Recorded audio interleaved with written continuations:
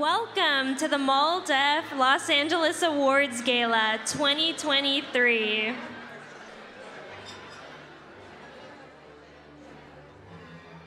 Brought to you by National Gala sponsors Verizon, Adobe, Legal Chair, Airbnb,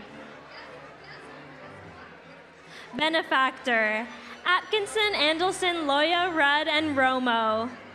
Patrons, Western Union, the California Community Foundation, Morris J. Baller and Christine Bragagliano, Telemundo 52 and NBC4. Sponsors, Vilma Martinez,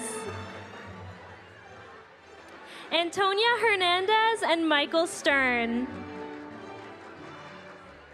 Bill Lan Lee, Imprenta Communications Group, Andrade Gonzalez LLP, Stephen D. Yislas, Sidley Austin, Vasquez and Company LLP, Nonprofit and Friends, the Campaign for College Opportunity, UCLA Labor Center, UCLA School of Law, Critical Race Studies, UCLA Government and Community Relations, the Camarena Adelante Foundation, the Los Angeles World Airports, the Los Angeles Community College District, the Legal Aid Foundation of Los Angeles, Los Angeles County Supervisor Hilda L. Solis, AT&T, the Trans-Latina Coalition, Gabriel A. Sandoval, Morgan Stanley, Mutual of America,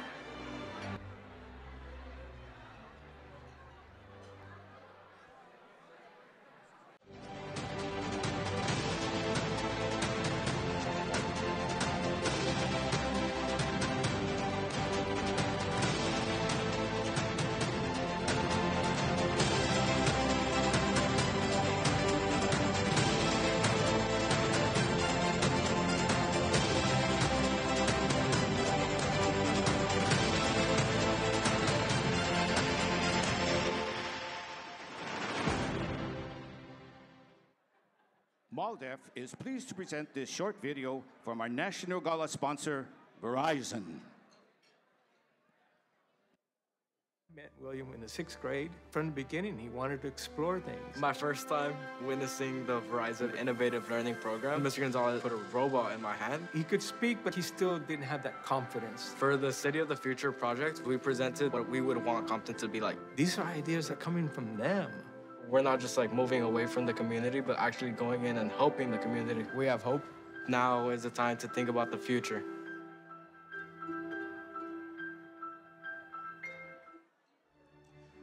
Damas y caballeros, please join me in welcoming award-winning journalist and co-anchor for NBC4's morning newscast, Today in LA, and your host for this evening, Lynette Romero.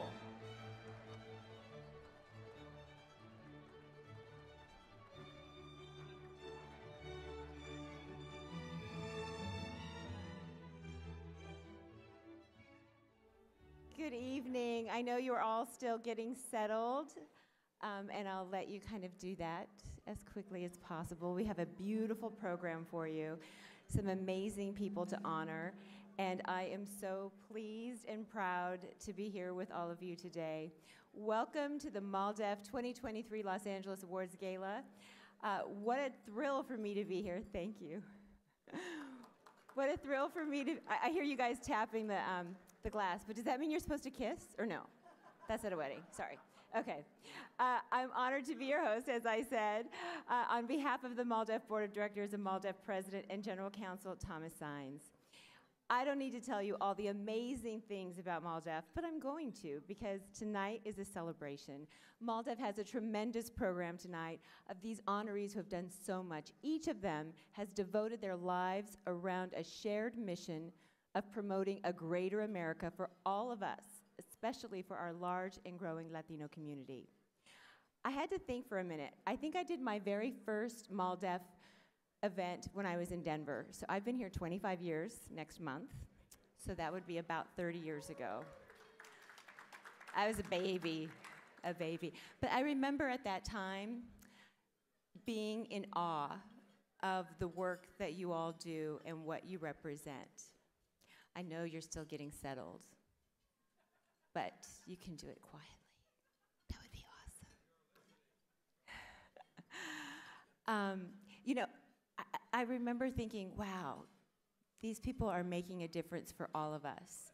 And when you talk about injustice and you talk about right and you talk about wrong, that's what it's all about. And that's what we're all fighting for, and that's what you guys are winning at. MALDEF opened its doors in 1968 in San Antonio, Texas, and created a legal organization to promote the civil rights of Latinos living in the United States. That's right. Today, MALDEF is known as the Latino legal voice for civil rights in America. For 55 years, MALDEF has worked in the courts, in the halls of Congress, and state and local legislatures to create new laws and policies with wide-ranging impact for the Latino community and for our nation as a whole. MALDEF works to secure the right to a meaningful vote, to equal education, opportunity to a non-discriminatory workplace, fairness and justice in every endeavor across the country. I'm going to tell you a little story. I remember when I first moved here, again, it was 25 years ago next month, and I was thinking about this when my husband and I were driving here today, about something that I experienced. At the time, I didn't realize the significance of it. We were living in Playa del Rey, and we went to this little, kind of like a restaurant, more like a bar, but kind of a restaurant. Okay, it was a bar. And we were at the bar, and this lady was selling these bracelets. You know the bracelets that have like the elastic and the little beads? All different colors. They were beautiful. And she said, you know, do you want to buy a bracelet? And I said, no, but thank you, they're really beautiful. No, buy a bracelet. Put it on, try it on. I'm like, oh, no, I'm fine. And so she kept telling, try it on. So I'm like, okay. So, oh, yeah, they're really beautiful. I love your work. You're doing a great job. But no, I'm okay, thank you. So I gave the bracelet back. A couple minutes later, she came back and she said, you took my bracelet. And I said, no, I didn't. I put it back. And she said, no, you took my bracelet. She was adamant that I stole her bracelet. And she was furious. And she was a local, and I really kind of wasn't. I just moved here. And so the bartender knew her, everybody knew her, and she was adamant that I stole her bracelet. And I said, you know, I looked on the floor, I checked my pockets, and I kept saying over and over again, no, I didn't. And I'd never had that fear before of being falsely accused and not being able to prove that I didn't steal the bracelet. I was like, search me, do whatever you need to do. I didn't steal your bracelet. But the shame and the humiliation that came along with that, as I was thinking about it coming here, I remember it so clearly. So when I think about what MALDEF stands for in terms of right and wrong, truth and justice, it's invaluable. And I hadn't thought of that moment for years, and for some reason it came to me. So don't judge me for hanging out in a bar. It was a cute little bar.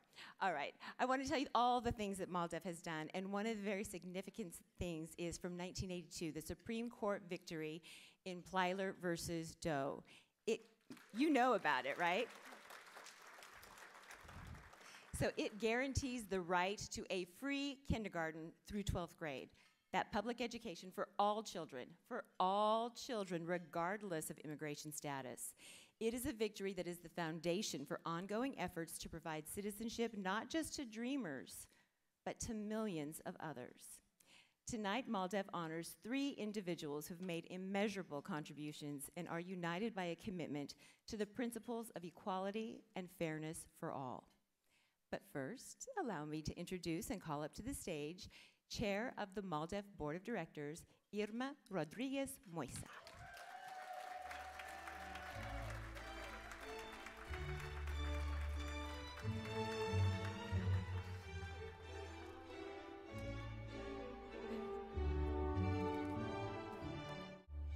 Hi, everyone. Well, good evening and welcome to this incredible dinner. I'm proud to say to you on behalf of the Board of Directors that this is a record number of our members of our board are here tonight. And unfortunately, I was unable to participate in the board picture earlier, but I want to say on behalf of our Board of Directors, thank you so much for attending tonight's dinner and supporting MALDEF. We are grateful for your support, and folks are coming in from Kansas, from Washington, D.C., from all over the country, and that establishes that we at MALDEF, even though our headquarters is here, as it rightfully should be in Los Angeles, we are a national organization fighting for the rights of Latinos throughout the country.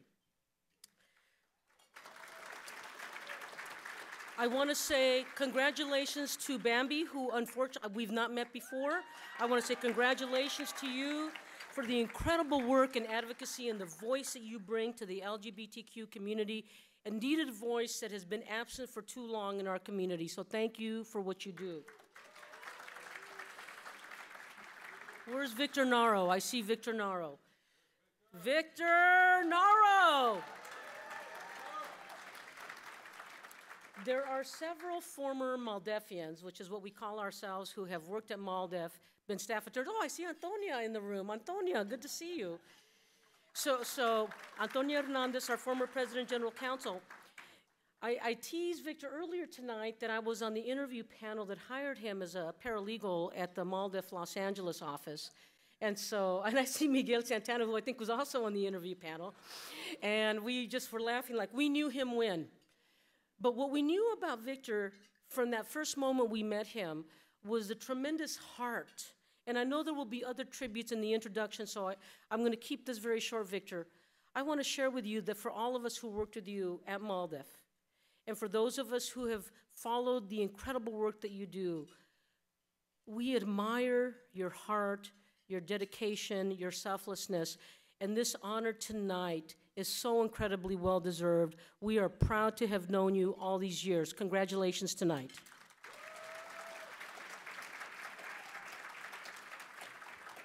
I also have the pleasure of being here tonight with a dear friend and someone who I admire, Michelle Siqueiros. Where are you? I know she's out there somewhere with all the lights. I can't quite see where she is. I've had the pleasure of working with Michelle and the honor of working with Michelle on the Campaign for College Opportunity Board, where she has served as an incredible, tireless advocate on behalf of all students throughout the state of California to ensure we have equal access and equity in higher education. I have not met anyone else in my entire life who brings the tenacity, the grace, and the aggressiveness that is needed to ensure the equal access to opportunity that all of our students deserve. And I want to say congratulations to my dear friend Michelle. Honor well deserved. And with that, my introductory and welcome remarks are over. Enjoy your dinner. Thank you so much, Irma. Now I have the pleasure of introducing MALDEF's first esteemed honoree for this evening. You're going to want to hear all about this. She is the president and CEO of the Trans Latina Coalition. I almost don't need to say her name, right? Bambi Salcedo, the recipient of MALDEF's Excellence in Community Service Award. I'm going to tell you about her. So Bambi Salcedo grew up in Guadalajara, which is where I met my husband, by the way. beautiful Guadalajara, but she experienced several kinds of hardships there. It all happened early in her life. There are dangerous streets in Guadalajara that complicated her youth with gangs and drugs. But you know what? She still went to school, and she made friends within the LGBTQ+ community. Bambi faced constant threats to her life in juvenile institutions, and then after she immigrated to the US, she faced the same threats in prisons. It was during this process that Bambi bravely decided to carry on, not only for herself, but also to learn the root cause of the trauma in her life. Slowly and admirably, Bambi was able to create a better life for herself. Not only did she survive, she thrived, and she took the hard lessons that she learned and she shared them with her community. Thanks to her recovery, she was able to transform the lives of others through her activism and extraordinary work. Bambi received her master's degree in Mexican and Latino Studies from Cal State LA. Yes. She was also able to develop the Center for Violence Prevention and Transgender Wellness, which provides assistance to trans people in Los Angeles. Bambi Salcedo is now the CEO and president of the Trans Latina Coalition, and a nationally recognized organization that advocates for transgender Latinas throughout the US. Her work addresses issues like immigration, LGBTQ+ issues, incarceration, and so much more. Her passion for these issues is plain to see as she fights fiercely for all of the people who are affected by them. Now I'd like for you to take a look at a really special video that MALDEF created for Bambi.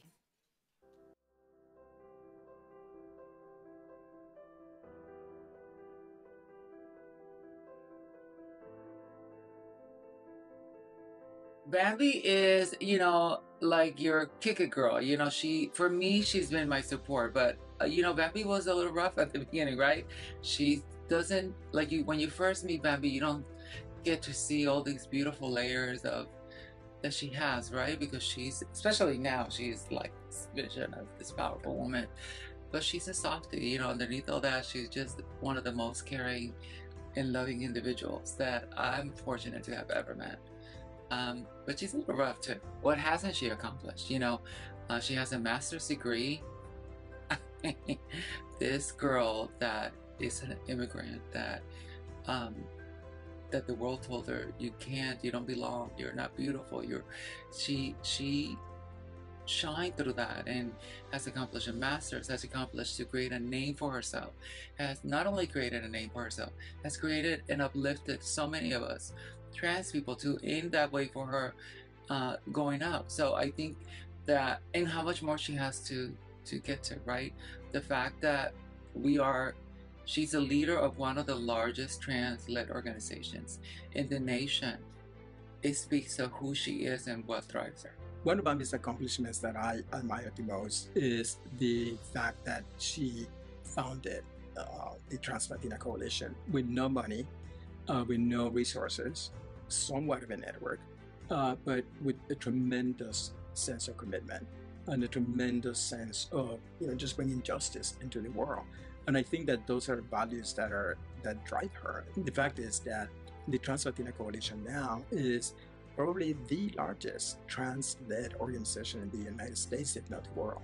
Bambi se impulsa diariamente por la lucha de los derechos de la comunidad transgénero, género no conforme e intersex. Ella lucha todo el tiempo para que nosotras tengamos una vida mejor y ser respetadas en sociedad. I think her motivation is to see, the new generations to have a better life, because unfortunately their community is very marginalized, and so that she didn't have so many opportunities while she was growing up, and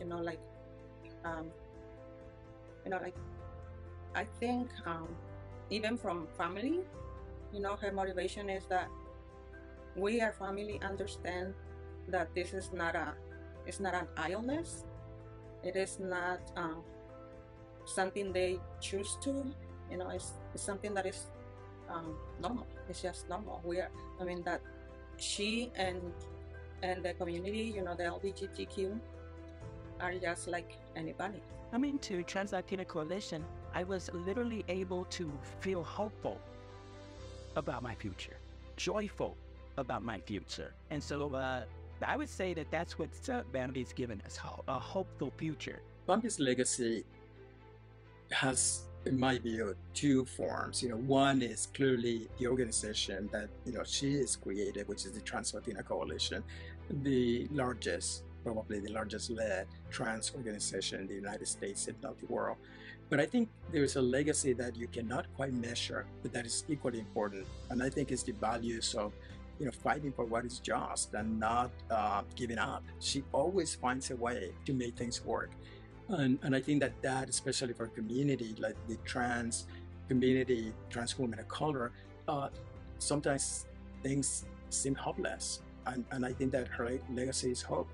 She's someone who has been subjected to all kinds of violence. She's been beaten up by the police, beaten up by jail inmates. She's been incarcerated. And yet you're not gonna find a drop of resentment or hate in Bambi's heart. And I think, you know, for me, her legacy is also that she has turned her suffering into compassion, into caring, like an alchemist, you know, turning the base metal of hate into this gold of, you know, just caring for entire communities. She's one of the few people that I truly believe that she embodies the concept of no one is free until everyone is free. And I think that Bambi is a transcendental leader. She's a transformational leader. And we only get to see those leaders once in a lifetime.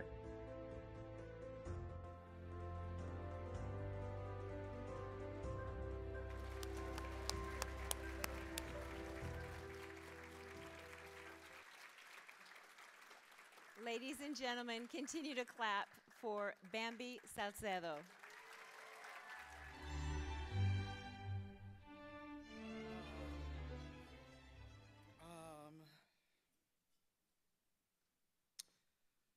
Primero que nada, quiero dar gracias a mi poder superior por darme la oportunidad de tener un día más de vida. Quiero honrar la tierra en la cual estamos aquí hoy en día y quiero honrar, obviamente, la presencia de todas las personas que estamos aquí presentes. For those of you who were not able to understand, pues ni modo.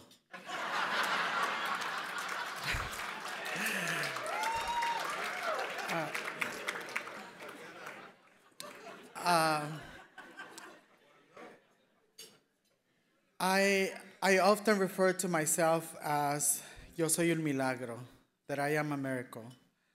I have had the opportunity to survive many different challenges and horrible experiences. But I also had the opportunity to overturn those challenges into opportunities, not just for me, but also for the people who love me, who has uplifted me, and also those who are part of my life in different ways, whether it's through my family, through my friends who have uplifted me, or even the people who come and access services to our organization. I am very privileged that I get to lead now the biggest trans-led organization in the United States. And possibly the world. Obviously, to get here has not been easy, and I have not done this by myself. I want to acknowledge the beautiful and amazing people who are part of the Trans Latino Coalition who are joining us today. Please give it up. I mean, to exist as a trans person in this world, it's really hard, especially right now, the political times that we're experiencing as a community, right? Like we're being used as political pawns from other extremist, crazy people that have nothing to do but invest into diminish the existence of our people. And I also want to encourage for all of us to really think about what social justice is and how we participate in the marginalization of trans people. I know that in our communities particularly, some of us are still resistant to accept the fact that trans people exist and that trans people are part of our world. And so I want to invite you to really think about what is that looking like for you, and also think that perhaps maybe one of these days, if you're not already, have a family member that could be a trans person. And so we have to think about that it's not fair that many of us end up on the streets because of our families reject us. And so I want to ask you to really think about that. I also want to ask you to please make sure that you don't forget about our people, us transgender and conforming and intersex people. I know that right now things are crazy in the world, but we can participate in changing the world, in creating the world that we want to live in. And that also includes trans people. And so I want to invite you to really think about how we are also going to uplift trans people. You know, I know that this is a fundraising for MALDEF, but if I don't say that we are now building our center, and we need to raise at least $15 million, then I'm not doing my job. And so I want to invite for all of you who want to participate in the change that we are going to create to be part of it, to be part of history. We are building a state-of-the-art center on Sunset Boulevard in East Hollywood. This is historic. Nothing like this has happened in the United States. And so I want to invite you to be part of that history. I want to invite you to come and visit us. We're not far from here. We're on Koreatown. There's 45 transgender, non-conforming, and intersex people who work there. If you have not been around community, come to see what community looks like. We're also having a fashion show that you would want to come to on November 18. So please come and see what community looks like, who we are, what we do, and all of that. And please, support us in our work because it's critical work that needs to happen. And you can be part of it, in whatever way you can. I want to, obviously say thank you. Thank you, Mr. Sanz, MALDEF, for thinking that I am worthy to receive this award.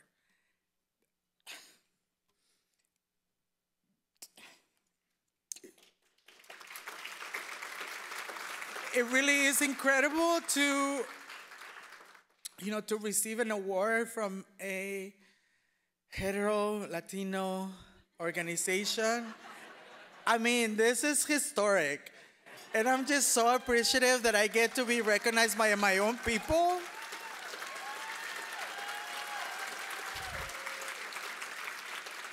We don't see this often, and I'm just so grateful, that people like my people in my community get to see who I am as a person and what I'm trying to do for all of us, I'm just incredibly grateful that I get to be alive today. Thank you so much.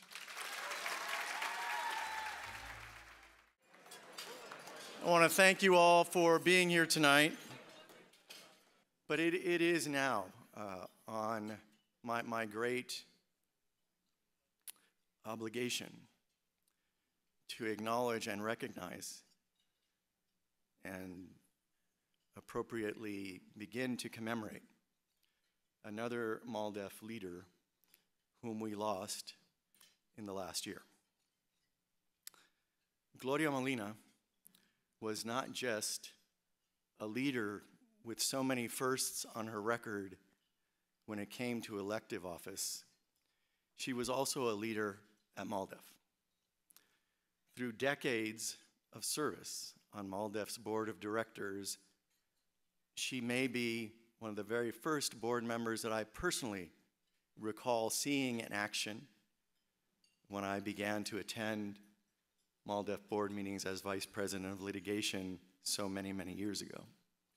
And what I saw was someone who exemplified in everything she said the kind of careful, committed, and attentive leadership that was a model not just for other board members, but for the staff in attendance and even the staff not in attendance, because as a board member, she demonstrated the kind of heartfelt, lifelong commitment that we look for from all of our MALDEF staff. Gloria, obviously, was deserving of so much recognition, and she died too soon to experience in life all of the appropriate recognition. Now, obviously, we have seen in Los Angeles that her leadership has been recognized by a number of naming opportunities to acknowledge her. But I wait and I look for the day that the nation recognizes all that she accomplished here in Los Angeles for everyone across the United States.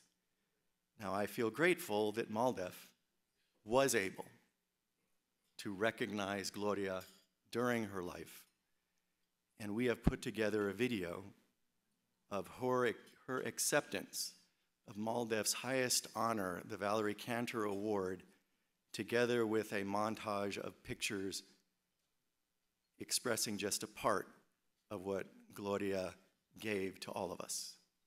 Please join me in listening to Gloria's words on accepting MALDEF's honor, about MALDEF, and recognizing her leadership.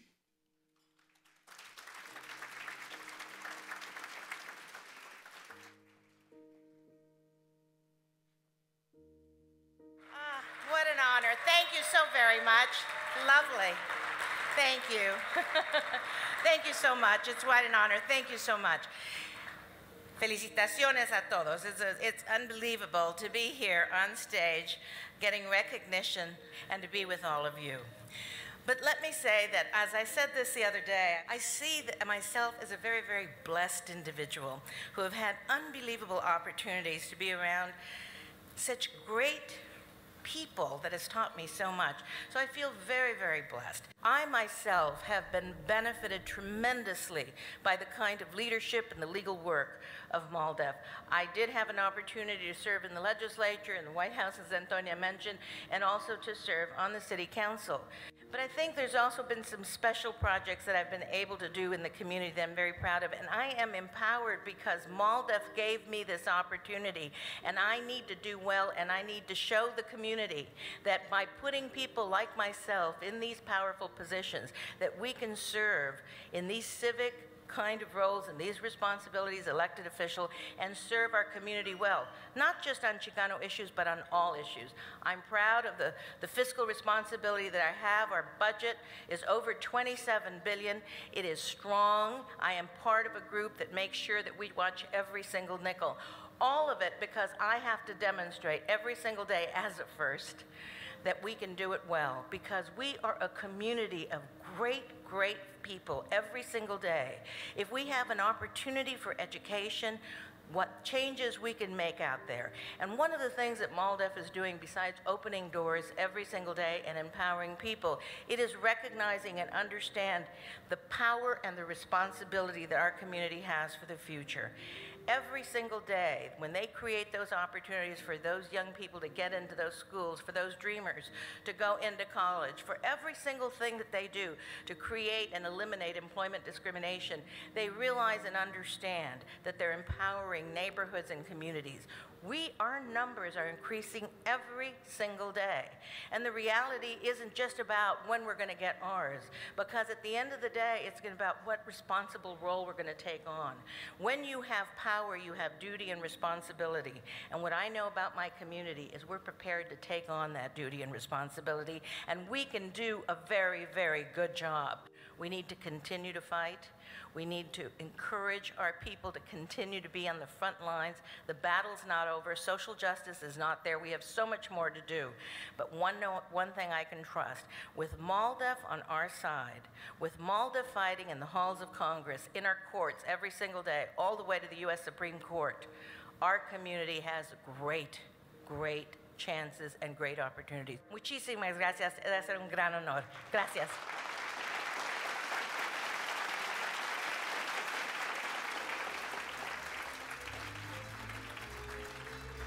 What a beautiful way to bring Gloria in here to the room, right? To feel her spirit, to hear her words, her energy.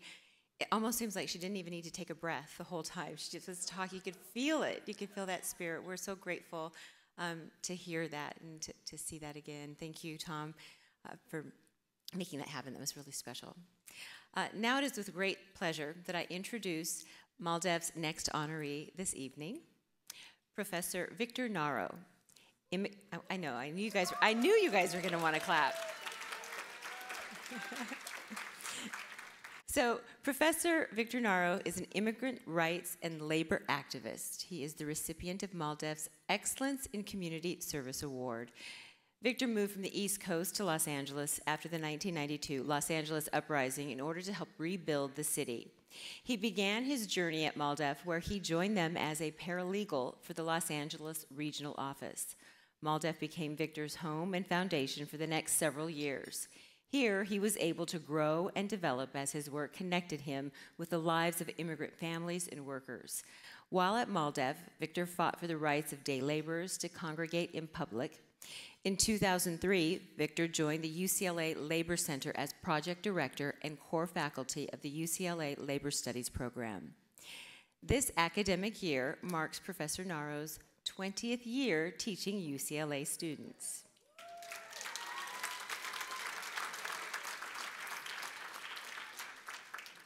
He helped to create the first ever labor studies minor in the UC system. UCLA is now the only UC campus where students can earn a BA in labor studies by taking classes that emphasize social justice, immigrant rights, and the labor movement. As project director, Victor's efforts led to state and local laws supporting car wash workers, day laborers, garment workers, and other low-wage workers. He has become the leading expert in the nation on immigrant rights and low-wage workers. Most recently, in 2023, Victor had been appointed by Karen Bass to serve on the board of airport commissioners. Victor Naro is equal parts fearless. He's a fearless advocate. He's a dedicated teacher. His decades-long career has created positive and tangible change in the immigrant community. Victor ensures that this work will continue as he educates the bright minds in the Labor Studies program. Let's take a look at the video produced by MALDEF.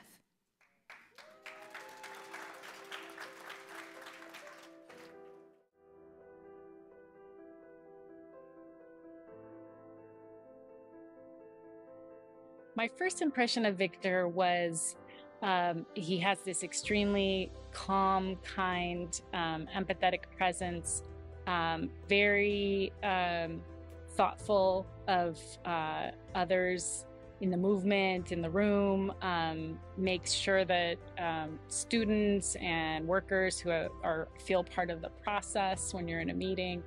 And I think that's really reflective of who Victor is.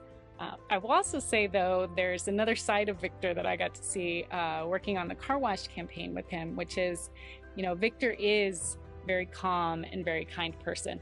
But if employers on the picket line are messing with workers, if, drivers would get aggressive and try and sometimes run people over, which would actually happen on the car wash campaign, Victor can get angry. He can have a righteous anger, and it's so unusual for him that everyone really just steps back and has this huge impact. But it's another side of Victor's personality. When we talk about Victor's accomplishments, I always tell anybody that when it comes to immigrant worker organizing in Los Angeles, all roads lead to Victor Naro. And so it isn't just that he has helped nurture all the different low-wage immigrant worker organizing campaigns that I'm aware of in the last 2 decades in Los Angeles, but he serves as a point of connection, unlike anybody else in this city. The list of Victor's accomplishments is very long. Here in Los Angeles, we have one of the country's most tenacious fighter for immigrants and for workers. He is, he supported protections and really led the way in order for protections to exist for immigrant workers. So the first for day laborers. The reason the day laborers are able to look for work is because he was part of the organizing and litigation team to really uplift the reality that day laborers have the constitutional right to look for work. That this is part of their First Amendment right to look for work at corners and to be able to announce themselves that they're available for work. And it's not just here in Los Angeles, but across the nation. He supported domestic workers, and initially domestic workers had no protections in terms of rest periods or not even seen as workers. So early on, working with us at CHIRLA, but then on with the California Domestic Workers Coalition, the National Domestic Workers Alliance, we have won protections for domestic workers. And right there, Victor was right there with us the whole entire time, supporting the rights of domestic workers. He is one of the lead architects of protections for low-wage immigrant workers and engaging the Labor Department in order to make sure that low-wage immigrant workers have the protections, and most importantly, that there's investments in order for there to be information about the rights, that when they have cases that they're paid attention to. And so for me, it's one of the things that Victor continues to do. Victor's biggest accomplishment is marrying Lorene. I think she's an amazing human. I think she completes him. I think she makes him a better leader. In all seriousness, I think personally the biggest accomplishment I've seen of Victor's that has had the most impact on people's life has been his work around wage theft. And it's been like multiple decades of work around the issue of wage theft, even making that a term or a concept that we hear in the social justice movement. I think that has a lot to do with Victor. It started with, really identifying parts of the underground economy that can come to light, doing research around it, pulling stakeholders together around it, and then supporting this group of workers and women leaders in worker centers to mount a whole multiple years long campaign to really force Los Angeles and then California and then other parts of the country to deal with this issue of workers not being made whole for a day's work. If you pull the curtains back on all of the wage theft work that's happened in Los Angeles specifically over the last 10-15 years, Victor's behind a lot of it. Victor Naro taught the first class in the country on the issue of car wash workers and recruited students from UCLA to conduct path-breaking research on the car wash industry. That report impacted city and state policy, but it also helped to launch the very first organizing campaign of car wash workers in U.S. history. More than 30 car washes have been unionized here in Los Angeles, and there are other car wash campaigns in Chicago and New York. Victor has also played a critical role in bridging relationships between worker centers and unions. He has worked very closely with the National Day Labor Organizing Network to partner with building trades unions around a common agenda, and he helped to bring them together around the historic Fight for 15, the minimum wage victory here in Los Angeles and here in California. Victor's legacy will be that he is a pillar within the labor movement. No matter if you were a union with resources or a garment workers organizer with no resources, whether you were Korean American or Filipino, you had a place in the labor movement, and that's what Victor created, a place in the labor movement for all workers regardless of what they did. They were human beings and they needed each other's support. So he created unity. He will be known for creating strength, for training us when, we didn't know how to do things otherwise, and tie it all together with a very deep spirituality.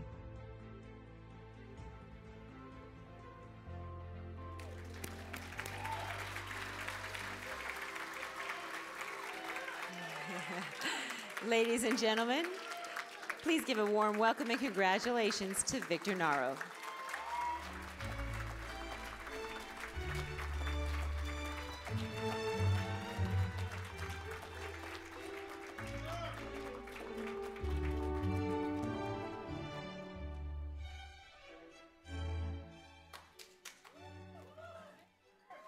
So I do things the old-fashioned way. I still use pen and paper.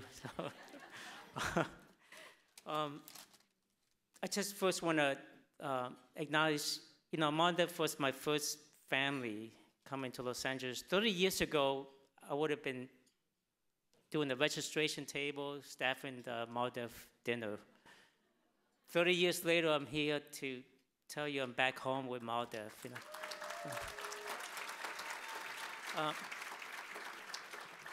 But I want to acknowledge other families here tonight, but my activist family network. But first I want to, I always do a to-do list every morning.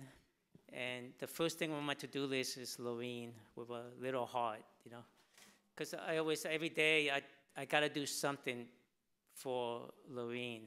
And, because I think we often forget, we always take for granted the loved ones. And we take them for granted many times. And, I try to make sure that I don't do that with Lorene because she is more than my better half. So I want to honor Lorene as well.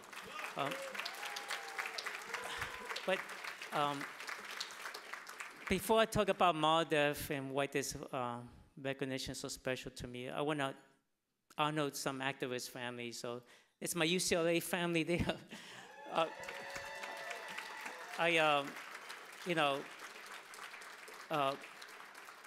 It's been my family for over 20 years now, and Yana and Melissa from the Labor Center, Marcos, who keeps me out of trouble because he tells me when I'm doing something that's like lobbying, so he pulls me back in. And then Cynthia, my students is my treasure, and it's, they mean the most to me. And Cynthia is one of my best students, and now she's a great lawyer, so thank you so much. And then I was appointed by Karen Bass to be on the board of airport commissioners in June. It's a whole world out there in LAX, and I'm still learning it, but the Los Angeles World Airports has a table today, so I want to honor my other family. They're out here somewhere. And two of my fellow commissioners are with me tonight, Nick Roxborough and Vanessa Amayo, and I want to recognize my colleagues here. But I want to talk about MALDEF. And, 30 years ago, MALDEF took me in.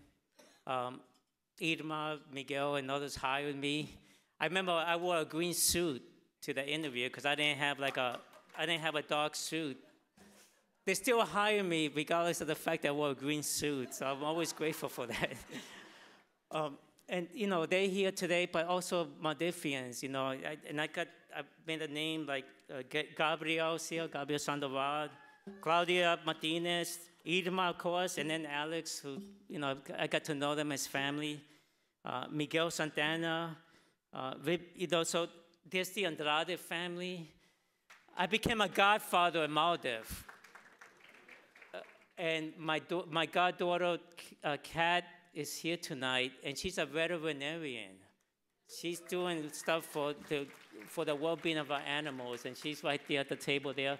Viviana, my comadre, and Sean Andrade, Marty Jimenez. I got to, back then MALDEF had a San Francisco office. I got to know, and then Antonia. So, when I first worked at MALDEF, and then Tom. Tom was he's still my boss. He still tells me what to do. But Antonia had the 3 rules when I was at MALDEF 30 years ago. One is You always wear a tie to work. And it took me, when I went to work at Chila with Angelica Salas and Pablo Alvarado, it took 6 months before they told me you no longer need to wear a tie to work. The second rule was don't wear jeans. And to this day, 30 days later, I never wear jeans to work. I always wear pants. And then the third rule from Antonia was be kind to everyone you meet every day. And that's what I think I took that to heart because I think I've been focusing on that every day, whether it be working with workers, with my students, with my colleagues. There's humanity in the work. Every activity, every task is people. And, you know, Maya Angelou said it best, like, you know, you always forget what people said or do, but you will never forget how people make you feel. And I think that's what Antonia meant when she told me about kindness. And that's why I try to ground myself in that. And also, you know, the humanity we have at the table today, the food, they're being served by workers who are on strike today. Unite HOE Local 11 is the only union left now. SAG-AFTRA signed a contract yesterday. They got an agreement, but there's workers still out there on the streets from the hotel workers, and I want to recognize them. They actually gave me their pen, so I got their pen tonight. And then the kindness I learned in MALDEF, the nurturing, the interconnectedness, I took that to heart, and I apply that every day. But there's also joy. I think sometimes we get too angry in the work. For good reasons. We have plenty to be angry about. And anger is a good emotion, but you have to embrace it and harness it in a good way. And I teach a class at UCLA, one of our popular classes on joy. I actually teach a class on bringing joy into the work.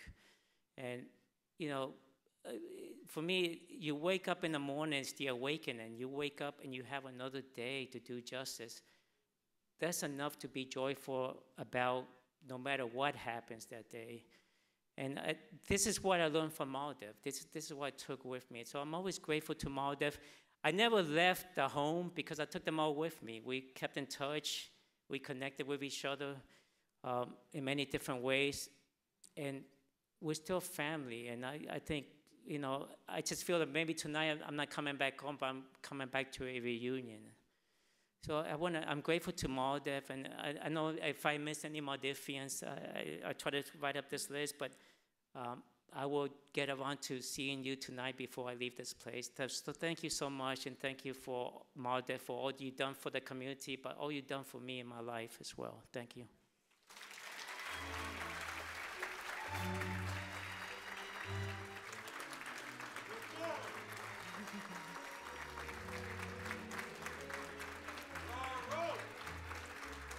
Thank you, Victor, for your incredible activism and for fighting to improve the quality of life for so many. You can sit down for a second, but you're going to want to stand up in a second because we have to stop and acknowledge one of the most amazing people who is here with us tonight, somebody who has paved the way for so many. Dolores Huerta, could you stand up for us, please? There she is. We love you, Dolores.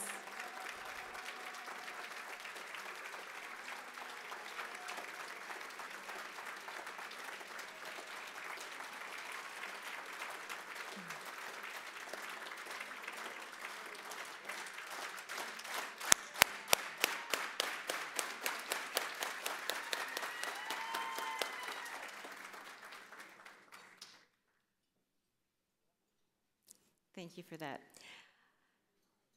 Kind of takes your breath away. I have the pleasure now to introduce MALDEF's final esteemed honoree for this evening, President of the Campaign for College Opportunity, Michelle Siqueiros.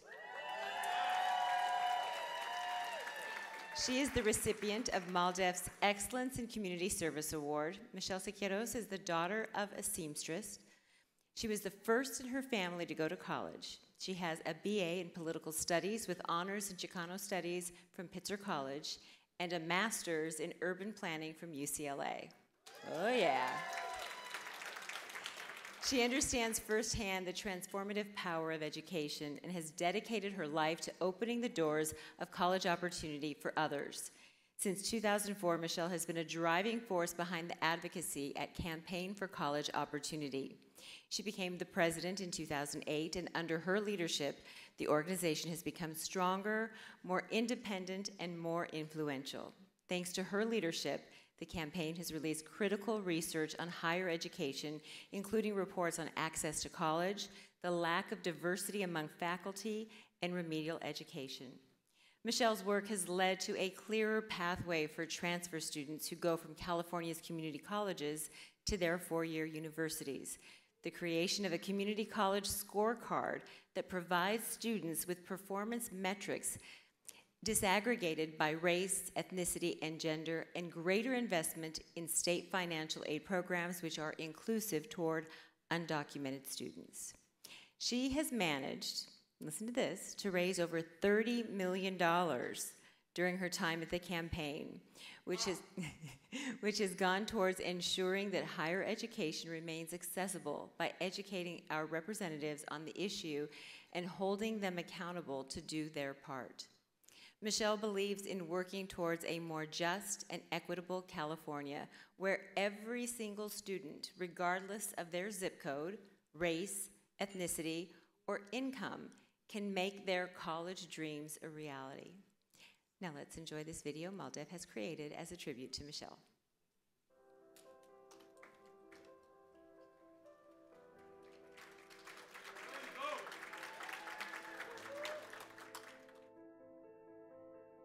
My first impression of Michelle was this is someone to look out for, in the sense that I knew that she was going to make incredible impact in our community. She's just the type of leader that people naturally follow. She's fearless. She's the type of individual that you want on your side because she's going to be your biggest champion. And she's the type of person that does not take no easily. She always has a strategy to ensure that kids, children, or all students across this state are being served, and she's unapologetic about her mission. Michelle works hard to make sure groups that may have been forgotten are now visible. She understands the transformative power of education. She strongly believes in equity and works tirelessly to eliminate gaps in racial equity. Michelle is a fierce champion for underserved populations and a force to be reckoned with. But this isn't just the work she does. This is truly who Michelle is. She has championed policy and budget reforms that has made it possible for thousands of students to go to college.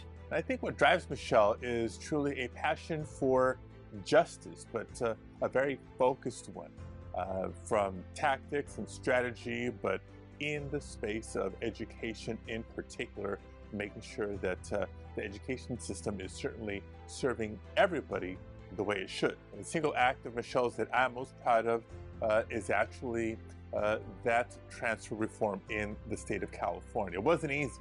A lot of people that needed to be convinced, a lot of people that needed to be educated, but Michelle always came not just with the passion for justice and doing better by students in higher education in California, but data and research to drive the arguments, to drive the proposals that we were championing.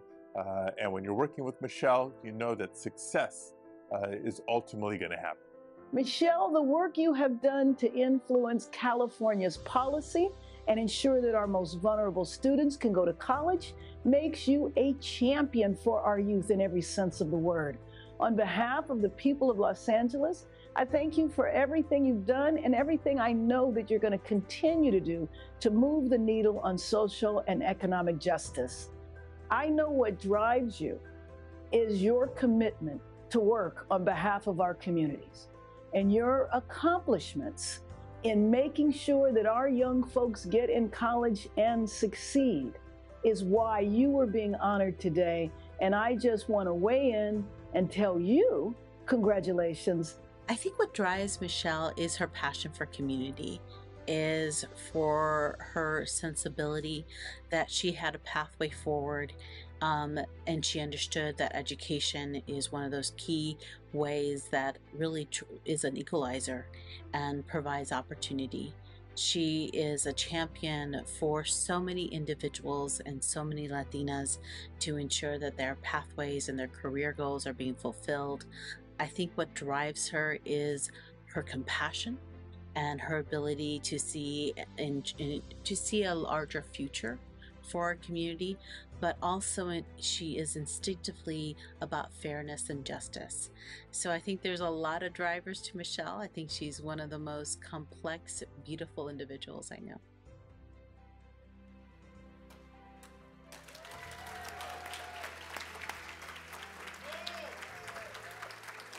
Ladies and gentlemen, continue to give a warm welcome to Michelle Siqueiros.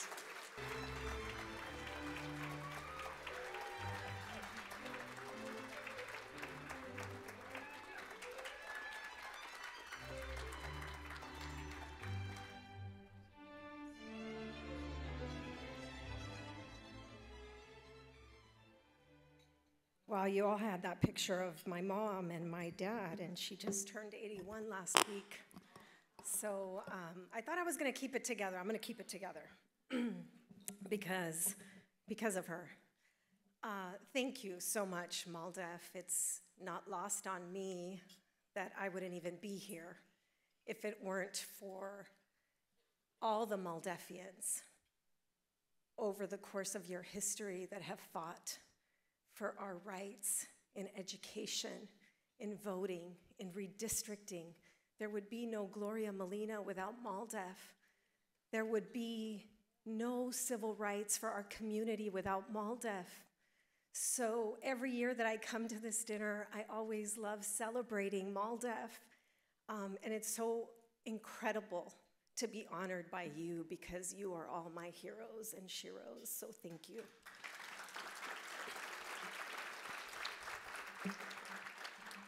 20 years ago this month, Antonia and Tom were in a meeting where they agreed to found the Campaign for College Opportunity.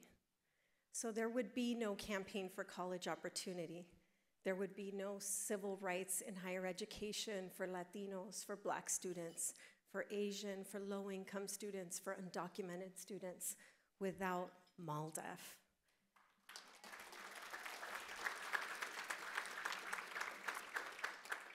It's also not lost on me that we are in a room with the amazing, beautiful Dolores Huerta.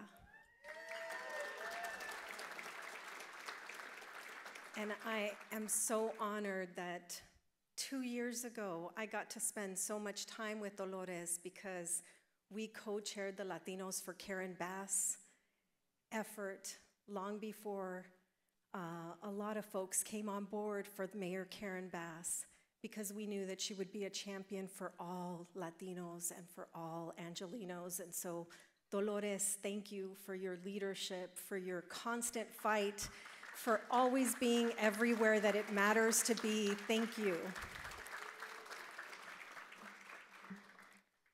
It's also not lost on me that I'm in a room with Vilma, with Antonia, with Bambi, with Victor, with Irma, and with the amazing community college leaders that actually make the policy work that we champion possible, including Mike, Cynthia, I see Emmanuel somewhere, and Martha, and the amazing Los Angelinos that fight every single day for our civil rights in the city, including Vanessa, Veronica, who runs the Chicano Studies Center at UCLA. And of course, I'm here with my, cheered on by my Pitzer family, by my UCLA family. And I wouldn't be where I am if it weren't for the amazing mentorship, guidance, leadership, love that Tom Sines has provided to the Campaign for College Opportunity. Thank you, Tom, for everything that you do. You know, I do this work because I was the first in my family to go to college. How many of you were the first? Stand up. Stand up. If you were the first to go to college, and if you weren't the first, stay standing. I want you to stand up if you've ever helped someone fill out a college application. I want you to stand up if you've ever helped somebody believe in themselves when they thought they couldn't go to college. I want you to stand up if you ever gave $1 to MALDEF or to a scholarship so that someone who didn't have that money could go to college. You should stand up. And I ask you to stand up because many of us were the first in our families, have stood up for many years, and we're tired of being the first. We're tired of having to stand up, but we're not going to stop. We're going to continue to fight and stand up, and this award to me is our award, and I dedicate it to all of you for continuing to fight for the civil rights, the equal rights of everyone in our community. Thank you so much.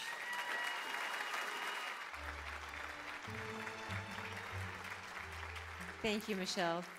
We are so grateful for your dedication to empowering young Latinos through higher education. You are truly advancing our community's greatest gift, our youth, and their right to pursue the American dream. Before I bring the next person up here, like Bambi said, I wouldn't be doing my job if I didn't thank my boss, Marina Perlman, who's here, and tell you to tune in Monday through Friday today in LA from 4 a.m. to 7 a.m. Okay? You can watch it on Peacock on the NBC4 LA app. You can also go to Zumo, and there's like so many places. And Telemundo 52 family is here too. I'd like to acknowledge them. What else do I have to do for my job, Marina? No, we're one big family, and you know what I love about being at these events is the lifting each other up, you know, the fact that we can celebrate each other, women supporting women, men supporting women, women supporting men, and not forgetting where we came from and why we're here. And so the fact that Dolores is sitting there, I was looking for you, Dolores, at every table, and there you are. I finally spotted you. And you just give us so much hope and inspiration. I'd like to welcome back to the stage MALDEF President and General Counsel, Thomas Saenz. So, what an extraordinary evening. Of course, we have so many folks to thank for the evening. And I want to start with our tremendous MC, Lynette Romero, who has led us with grace and eloquence and knowledge throughout, so thank you so much. I want to ask all of our MALDEF board members, past and present, many of whom are in the room, to please stand and accept our acknowledgement for all of the tremendous work that our board of directors has done throughout 55 years in supporting and extending the work of MALDEF.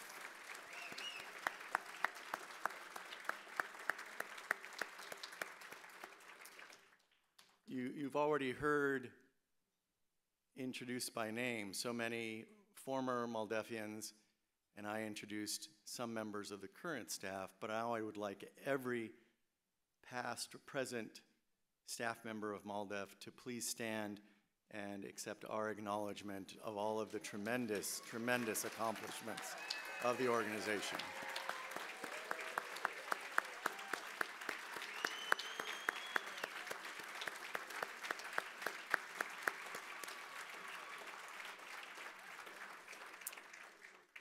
And I want to recognize that 3 of our 4 vice presidents are here tonight, and I want to acknowledge them: Gina Montoya, Sandra Hernandez, and Shelley Malchuk. Please stand.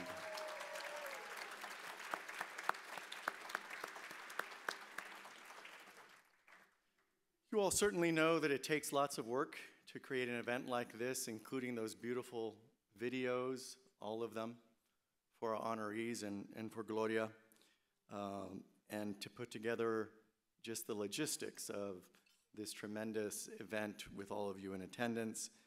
So I want to acknowledge the core team of Gina Montoya, Jessica Barahona, and Destiny Cortez, as well as the folks who have put in hours and hours to make sure it succeeds, like Jacob Rodriguez, Bryant Gomez, Jesus Verduzco, Jose Delgado, and Jose Orozco. Thank you to all of them.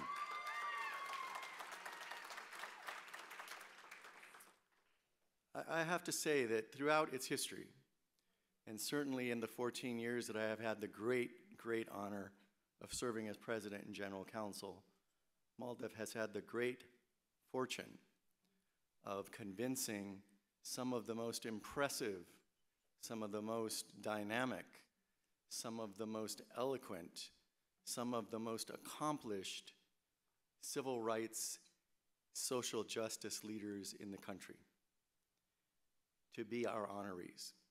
But tonight, I have to say, MALDEF has outdone itself, in my view. Our three honorees are so extraordinary and have shared thoughts that we will, I know, take with us for the next hours, the next days, the next years, and hopefully inspire all of us to support all of the causes that we have to support to ensure that we, as a Latino community, fulfill our destiny. So let me thank once more our extraordinary honorees, the courageous and pioneering Bambi Salcedo,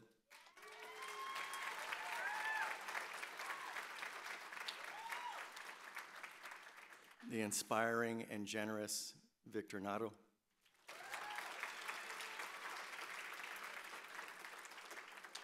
and the tenacious and brilliant Michelle Siqueiros.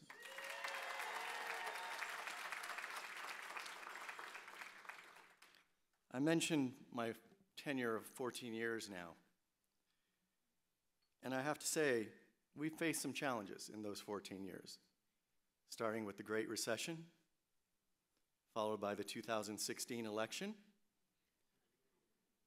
followed by an unprecedented pandemic.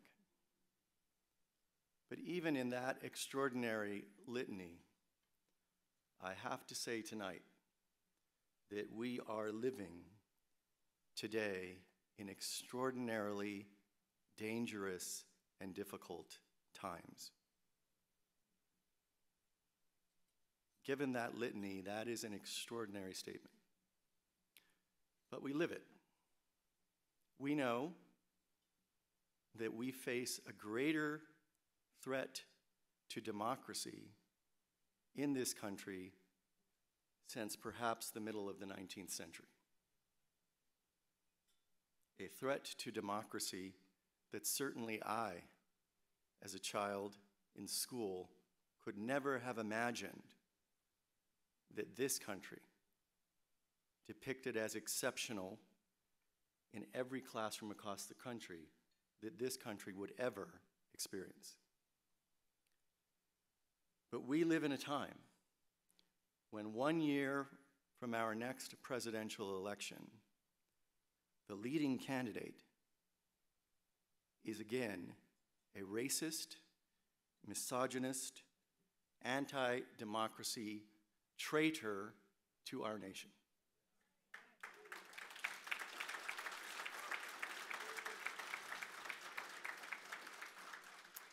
We live in a time when far too many people support the advancement of that disastrous candidacy by seeking to suppress votes, suppress history, erase communities, and engage in direct and specific violence directed at the Latino community, because there is simply no other way to describe serrated buoys in our border river, placed by a megalomaniacal governor seeking to advance his career in service of that previously mentioned leading presidential candidate. we have to constantly remind ourselves and others that that individual launched his first presidential campaign now 8 years ago with a slander against every Mexican immigrant, and by extension, every Latino in this room and across the country. And he never took the appropriate steps to withdraw or retreat from that extraordinary public slander. You in this room know that MALDEF is a nonpartisan organization, and expressing concern about the current troubling context is not an attempt to influence the outcome of any election, except to note the extraordinary role that the Latino community must play. Why must we play that role? Because so much of the rhetoric and the reality of what we face today is centered on a false narrative of us.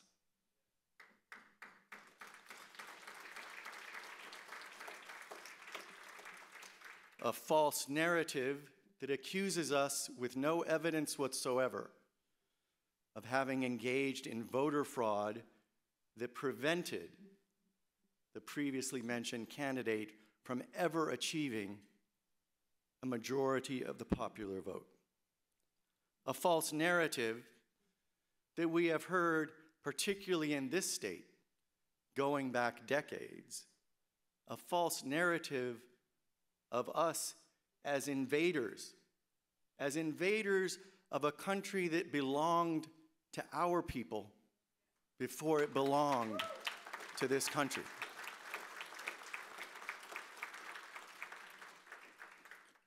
A false narrative that depicts Latinos as takers mere moments after the sacrifice of our community salvaged this nation facing a virulent pandemic. We are in the midst of a national nightmare. There's no other way to describe it. It is a nightmare because we never would have imagined that we would face this challenge in our lifetimes. As I mentioned previously, I certainly did not. I bought into the exceptionalism that whatever other nations, first world, second world, third world, whatever other nations had faced, our country had what it took to be the exception. We now know that we in the Latino community are the ones who can ensure that we are an exceptional nation.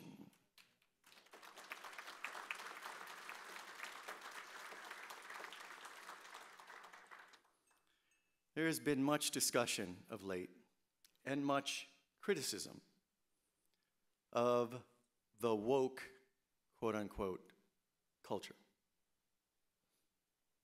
In this room, we know that being woke simply denotes a heightened awareness of what threats we face as a people and what remedies we must introduce to save us. But when we talk about those who are woke, someone had to wake them up.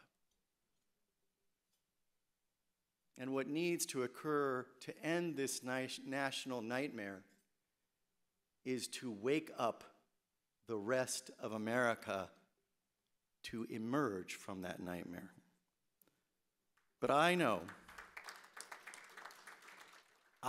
that our history in the Latino community is that we have been and will be the benevolent and selfless wakers of America.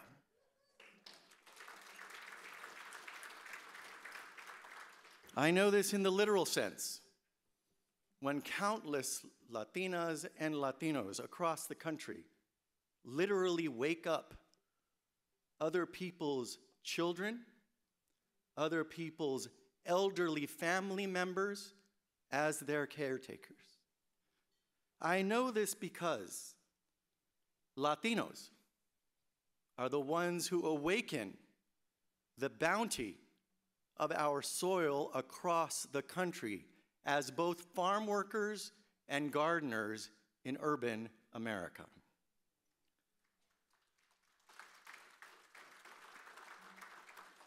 I know this from my own family experience with a father who worked with countless others to wake up the electric power that made it possible for us all to have not just lights, not just heat, but computer technology that has led us to champion progress in the world.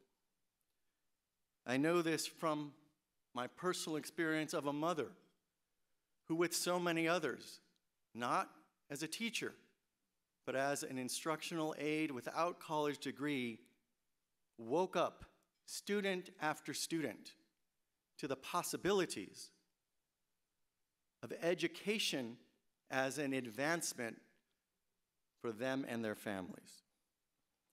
I know this because countless other Latinos, day in and day out, through their construction labor, give a new day, a real day, a wake-up to architectural plans across this country.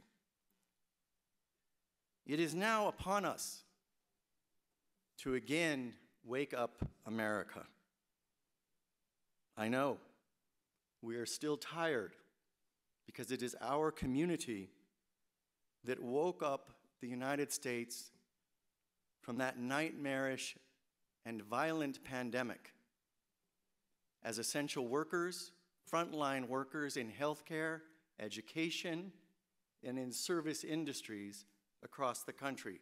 We are the wakers of America.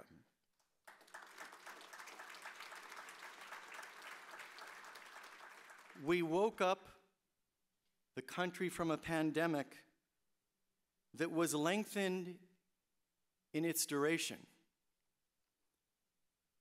by the very people who hate us.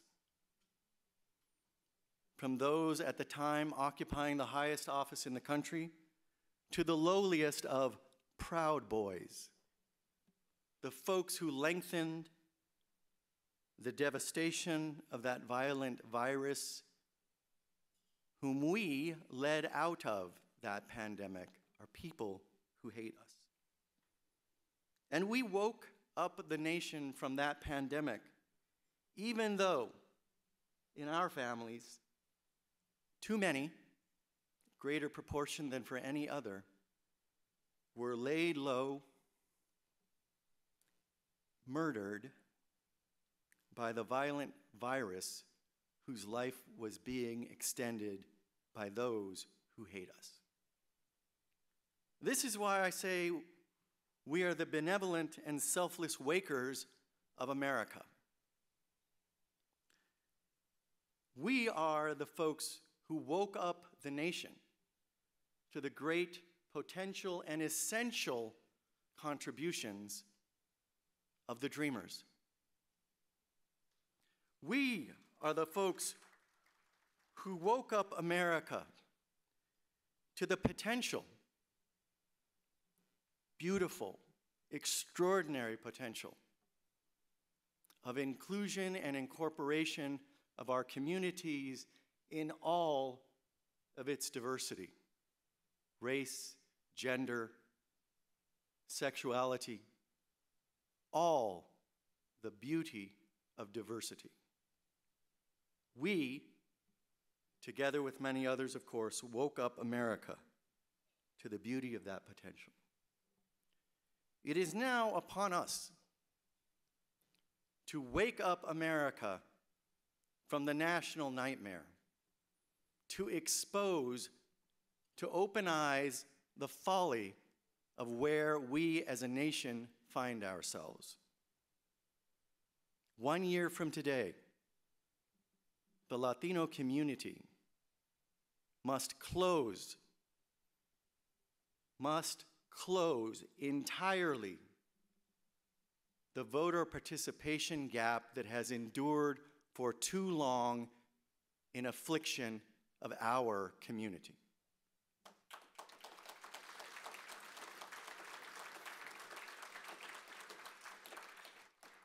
The Census Bureau has again reported that despite strides, we are still the community with the greatest participation gap between those eligible to vote and those who cast ballots.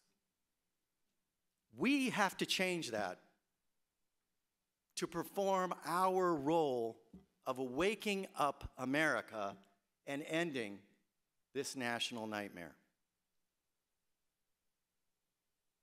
In 2016, as happens every election, we met here in Los Angeles at this gala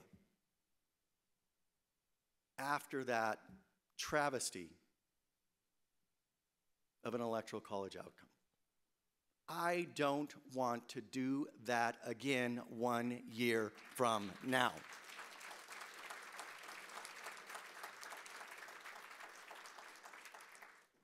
Our history depicts us accurately as a people of resilience, of strength, of generosity, who marshal those characteristics to wake up America in so many ways. The history of MALDEF, the current work of MALDEF, is about waking up America. And I know, with my heart and my head in their fullness, that 1 year from today, if we in this room and beyond commit to changing that pattern of a participation gap, that we will again, selflessly, because they will continue, despite our waking them up, they will continue to argue implicitly and even explicitly that our underrepresentation in leadership position after leadership position in this country is somehow expected, is somehow warranted, is somehow the enduring reality of our country. That will change. But we must first, as a community, work together with MALDEF as a key participant in ensuring that this year we perform our role and wake up America. Thank you all.